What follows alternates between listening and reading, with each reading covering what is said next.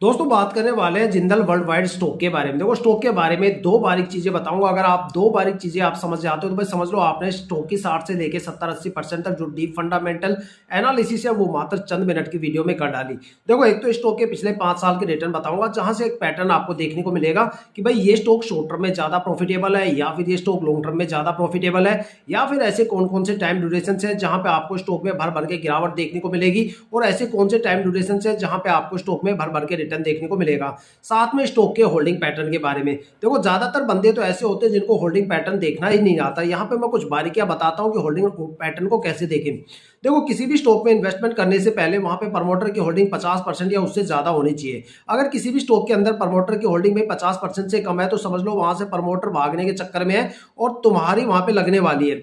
वहां पे आने वाले टाइम में स्टॉक का जो स्ट्रेस लेवल है ना वो बढ़ जाएगा और स्टॉक के रिटर्न गिर जाएंगे। लेकिन अगर किसी भी स्टॉक के अंदर प्रमोटर की होल्डिंग मान लो 70-80-90% या इससे ज्यादा है तो भाई वो स्टॉक या तो मल्टीबैगर बनेगा या फिर वो लंबे टाइम तक रिटर्न देगा। लेकिन जो दो सबसे ज्यादा पैनिक इन्वेस्टर्स होते हैं स्टॉक मार्केट में उन पे हमेशा नजर रखनी चाहिए।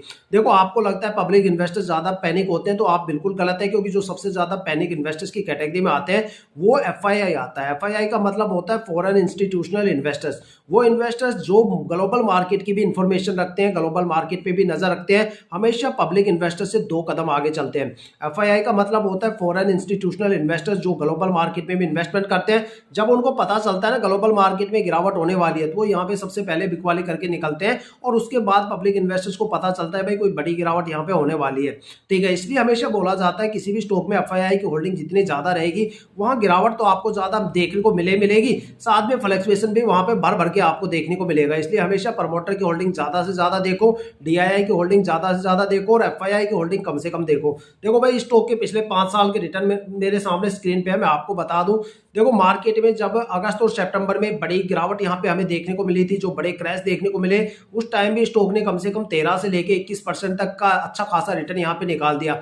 तो समझ सकते हो कि मार्केट में जो पिछले 6 महीने से गिरावट थी उसका इस स्टॉक पे कोई फर्क ही नहीं पड़ रहा, मस्त मक्खन की तरह चल रहा है। और अगर स्टॉक में देखा जाए तो पिछले एक हफ्ते में एक महीने में जो गिरावट हुई है वो 8.5% के करीब हुई है और एक हफ्ते में 11% की। क्यों हुई है? क्योंकि सेंसेक्स 85,000 से लुढ़क के 76,500 के करीब आ गया। अब भाई जब सेंसेक्स इतना ज्यादा गिर गया तो मार्केट में गिरावट तो होनी है। इस वजह से यहाँ पे 11% का माइनस की गिरावट देखने को मिली है। अगर स्टॉक के 4-5 साल के रिटर्न की बात करूं तो 5 साल में स्टॉक ने 524% का रिटर्न दिया है, 4 साल में स्टॉक ने 581% का रिटर्न दिया है। दोनों ही केस में स्टॉक ने इन्वेस्टर्स का पैसा 5.5 गुना से ज्यादा करके दिया है। 3 साल में 32% का रिटर्न, 1 साल में 27% का रिटर्न। यहाँ पे प्रमोटर होल्डिंग हो गई है करीब 60% के करीब होने वाली 59.81 और एफआईआई की होल्डिंग